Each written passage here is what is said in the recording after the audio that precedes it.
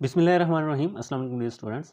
अच्छा, first MCQ है, base वो शय है जो एसिड को न्यूट्रल करती है, इनमें से कौन सा कंपाउंड बेस नहीं है। अब देखें, वो हमने कंपाउंड सेलेक्ट करना है जो बेस नहीं है। तो जो सोडियम क्लोराइड है ये NaCl, जो नमक हम खाते हैं ना, ठीक है, ये साल्ट है, तो ये बेस नहीं। तो सोडियम क्लोराइड ऑप्शन जो है हमारा करेक्ट है, तो ये बेस नहीं है, ठीक है, ये साल्ट है। अच्छा नेक्स्ट, इनमें से कौन सी खसूसियत लीवस एसिड बेस की नहीं है। अडक्ट का बनना, जी हाँ बनता है। कोऑर्डिनेट कोवैलेंट बॉन्ड का बनना, वो भी बनता है। इलेक्ट्रॉन पेयर का देना और कबूल करना, वो भी होता है। प्रोटॉन का देना और कबूल करना, ये नहीं होता, ठीक है। तो जो लीवस एसिड बेस है उसमें प्रोटॉन का लेन देन नहीं होता, ठीक है। तो प्रोटॉन का देना और कबूल करना, ये वाला ऑप्शन करेक्ट है। अच्छा नेक्स्ट, थर्ड एमसीक्यू है, एसिटिक एसिड इस्तेमाल होता है खुराक को खुश जायका बनाने के लिए। जी हाँ, तो जो एसिटिक एसिड है ये खुराक को खुश जायका बनाने के लिए इस्तेमाल होता है, तो ये वाला ऑप्शन हमारा करेक्ट है। अच्छा नेक्स्ट, फोर्थ क्वेश्चन है, इनमें से कौन सा आयन साल्ट में नहीं होता। मेटेलिक एटाइन होता है। नॉन मेटेलिक एनाइन ये भी होता है। बेस के एनाइन, हाँ ये बेस के एनाइन जो है ये नहीं होता। एसिड के एनाइन, हाँ एसिड के एनाइन जो हैं ये होते हैं साल्ट्स में, बेस के एनाइंस नहीं होते। तो ये मैं ज़रा मार्क लगा लूँ, फिर मैं आपको बताता हूँ कि इसका ये वाला आंसर हमने क्यों सिलेक्ट किया है, ठीक है। अच्छा अब यहाँ पर देखें, ये जो है ये एसिड है, ठीक है, ये एसिड है। तो ये हमारे पास बेस है, ठीक है, सोडियम हाइड्रोक्साइड बेस होता है। ये हमारे पास साल्ट है। अब साल्ट में देखें, साल्ट में क्या क्या चीज़ है। मेटेलिक कटाइन, यानी कि ये देखें, ये मेटेलिक कटाइन है ना, ये मेटल है सोडियम, तो वो तो इधर है, ठीक है, मेटेलिक कटाइन है। Non metallic A9, non metallic A9 जो है ये हमारे पास नॉन मेटेलिक एनाइन है, जो क्लोरीन है ना, ये नेगेटिव बन जाएगा, Cl नेगेटिव, ये भी इसमें है। बेस के एनाइन, अब ये बेस है ना, और बेस के ये एनाइन है, एनाइन होता है नेगेटिव, ठीक है, OH नेगेटिव। तो OH नेगेटिव आपको पता है यहाँ पर नहीं है। अगर हम एसिड के एनाइन की बात करें तो ये एसिड है, ये इसका एनाइन है ना, HCl नेगेटिव, ये भी इधर है। तो बेस के जो एनाइन हैं ये इसमें नहीं होते। अच्छा, जो नेक्स्ट MCQ नंबर 5 है, अगर किसी माया की pH 7 हो तो ये होगा। अब ये आपने याद रखना है, जिस माया की pH 7 होगी वो न्यूट्रल होगा, ठीक है। सो हमने न्यूट्रल पर टिक लगानी है, ठीक है।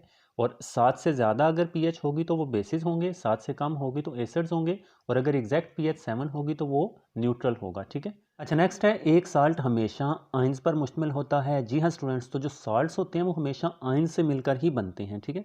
बाकी वाटर ऑफ क्रिस्टलाइजेशन पर मुश्तमिल होता है, जी नहीं, सारे साल्ट्स में नहीं होता। पानी में हल, बहुत सारे साल्ट्स पानी में हल हो जाते हैं, लेकिन कुछ ऐसे साल्ट्स हैं जो पानी में हल नहीं भी होते, ठीक है।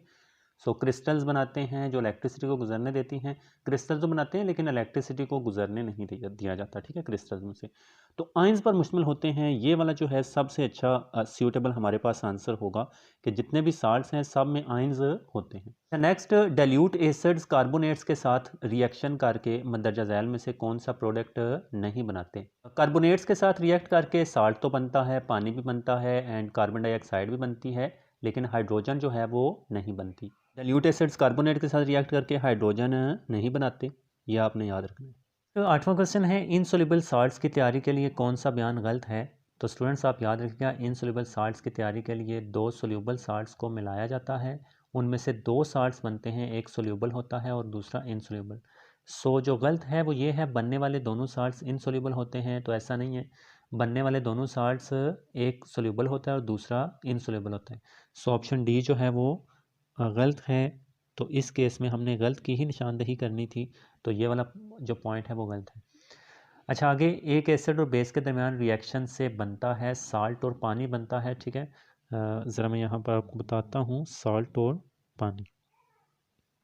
तो यहाँ पर आप देख सकते हैं, ये एसिड है, ये बेस है, इन दोनों के रिएक्शन से साल्ट और पानी बना था, ठीक है। तो जब भी एसिड और बेस का रिएक्शन करवाया जाता है तो साल्ट और पानी ही बनते हैं। अच्छा नेक्स्ट जो क्वेश्चन है वो है, HPO4 नेगेटिव का कॉन्जुगेट एसिड कौन सा होगा, यानी कि इसका कॉन्जुगेट एसिड कौन सा होगा।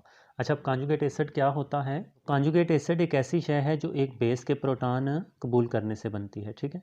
यानी कि अगर एक बेस प्रोटॉन कबूल करे तो वो कॉन्जुगेट एसिड बन जाएगा। तो अब देखें, ये हमारे पास बेस है ना, इसका कॉन्जुगेट एसिड है, तो इसने एक प्रोटॉन को कबूल करना है, ठीक है। प्रोटॉन +1 होता है उस पर चार्ज, तो जब ये करेगा तो ये +1 इसमें कर देंगे -2 में, तो वो -1 रह जाएगा।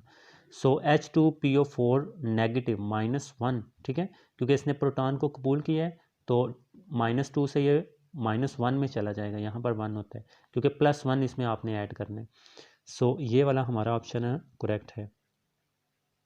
अच्छा, जो नेक्स्ट क्वेश्चन है हमारे पास CaOH ट्वाइस के 0.02 मोलर सोल्यूशन की POH हमने फाइंड करनी है, ठीक है। तो चलिए देखते हैं कि इसको किस तरह से सॉल्व करना है। तो सबसे पहले ना ये जो CaOH ट्वाइस है, ठीक है, कैल्शियम हाइड्रोक्साइड, इसकी डिकम्पोजिशन की ये इक्वेशन आपको पता होनी चाहिए, ठीक है। तो ये डिकम्पोज होता है Ca2 positive plus OH negative, फिर बैलेंस करने के लिए इधर OH के 2 हैं तो इधर भी हमने 2 लगाना है। अब इसकी जो कंसंट्रेशन है वो 0.02 हमें दी गई है, ठीक है।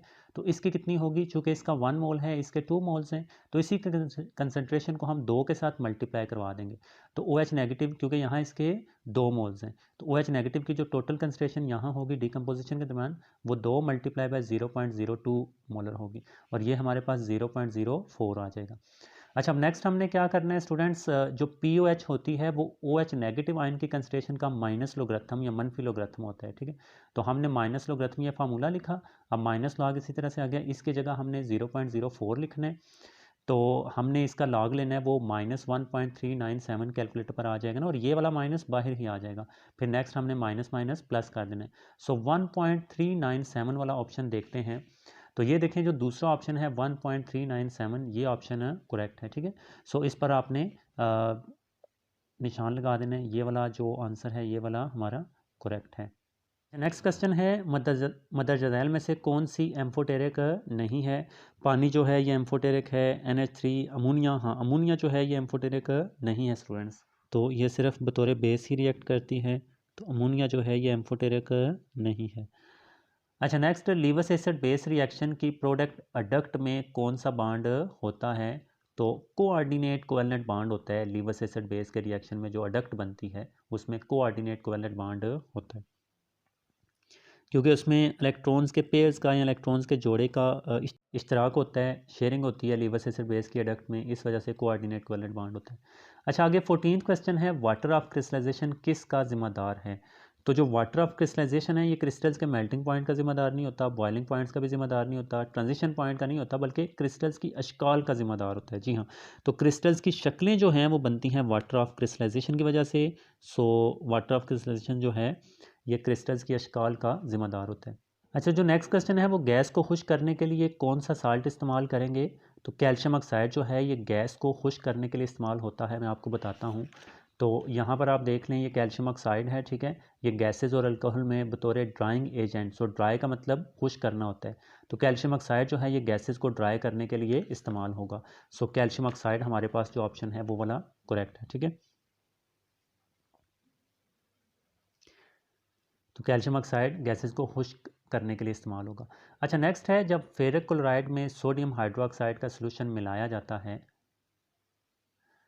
अच्छा, नेक्स्ट क्वेश्चन है जब फेरिक क्लोराइड FeCl3 में सोडियम हाइड्रोक्साइड का सोल्यूशन मिलाया जाता है तो फेरिक हाइड्रोक्साइड बनता है और इसका रसूब FeOH3 का रसूब बनेगा।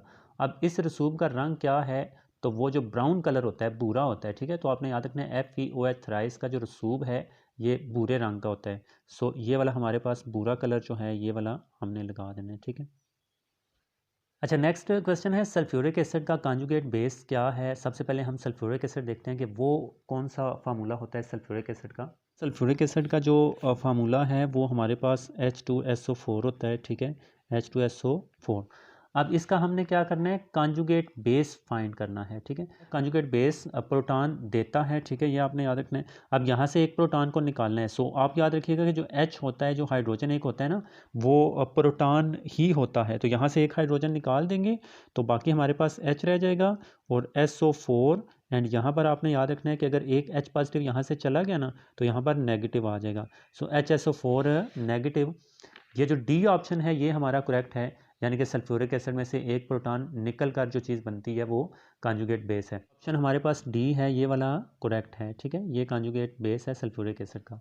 अच्छा, नेक्स्ट है मदरजा झैल में से कौन सी लीवस बेस है। तो स्टूडेंट्स ये लीवस बेसिस की कुछ एग्जांपल्स दी गई हैं, देखें ये अमोनिया है, ये लीवस बेस है क्योंकि इसमें एक लोन पेयर होता है, यानी कि इलेक्ट्रॉन्स का जो एक जोड़ा होता है वो अकेला होता है, ये इसको दे सकती है। और हमें पता है जो लीवस बेस होता है वो इलेक्ट्रॉन्स का जोड़ा खारिज कर सकती है। तो जो अमोनिया है NH3 ये लीवस बेस है, ठीक है, क्योंकि इसके पास लोन पेयर होता है और ये लोन पेयर खारिज कर सकती है, ठीक है। अच्छा, नेक्स्ट 19th क्वेश्चन है, लीवस नज़रिया के मुताबिक एसिड एक ऐसी शय है प्रोटॉन दे सकता है जी नहीं। लीवस के मुताबिक इलेक्ट्रॉन्स का लोन पेयर दिया या लिया जाएगा, ठीक है। इलेक्ट्रॉन्स का पेयर दे सकता है जी नहीं, वो बेस है, हमने वहाँ देखा NH3 इसके पास एक लोन पेयर था इलेक्ट्रॉन्स का, वो दे सकती थी, तो वो अमोनिया जो है वो बेस है, तो नहीं। प्रोटॉन जी नहीं। इलेक्ट्रॉन्स का पेयर कबूल कर सकता है, हाँ ये वाला जो लीवस एसिड होता है वो इलेक्ट्रॉन्स का जोड़ा या इलेक्ट्रॉन्स का पेयर कबूल कर सकता है, ठीक है। तो ये हमारा करेक्ट आंसर है। तो इन दोनों का जो हासिल ज़रब है वो 1 ज़रब 10 की ताकत -14 है 25 डिग्री सेल्सियस पर 20th क्वेश्चन में, ठीक है। और हमने खालिस पानी की H पॉजिटिव यानी हाइड्रोजन आयन की कंसनट्रेशन मालूम करनी है। अब मैं ज़रा पीछे बुक से दिखाता हूँ आपको, ठीक है। अच्छा, यहाँ पर देखें, यहाँ उन्होंने किया हुआ है, ये तो हमें पता है, ये उन्होंने हमें दिया था 25 पर, ठीक है। हमने H पॉजिटिव फाइंड करना है। अब इन दोनों की कंसंट्रेशन बराबर होती है, इन दोनों की बराबर है, तो हम इसकी जगह भी H पॉजिटिव लिख सकते हैं ना, क्योंकि ये दोनों बराबर हैं। तो जब यहाँ H पॉजिटिव है, यहाँ भी H पॉजिटिव लिखेंगे तो H पॉजिटिव का होल स्क्वायर बन जाएगा, ये वाली चीज़ एज इट इज़ नीचे आएगी। फिर हमें सिर्फ H पॉजिटिव का चाहिए, ऊपर ये स्क्वायर नहीं चाहिए, तो दोनों तरफ हमने स्क्वायर रूट ले लेना है, हमने जज़र ले लेना है। तो इधर जज़र मरबा कट जाएगा, H पॉजिटिव रह जाएगा, एंड इस तरफ इसका जज़र लेंगे। अच्छा, जब जज़र लिया जाता है ना, तो जो भी पावर होती है, जैसे एक का जज़र तो एक ही होता है ना, 1 1 ज़र 1 होता है, और पावर को हाफ कर दिया जाता है, पावर को 2 के साथ डिवाइड कर दिया जाता है, तो 7 2 बार 14 होगा तो -7। तो ये हमारे पास H पॉजिटिव का आंसर आएगा, 1 ज़रब 10 की ताकत -7 मोलर 25 डिग्री सेल्सियस पर। सो ये जो हमारे पास ऑप्शन ए है ये वाला करेक्ट है, ठीक है। 1 ज़रब 10 की ताकत -7, यानी कि पावर जो है वो जस्ट हाफ हो जाएगी, क्योंकि हमने स्क्वायर रूट लिया था, ठीक है, और एक का स्क्वायर रूट एक ही होता है। ओके स्टूडेंट्स, आई होप आपको समझ आ गई होगी।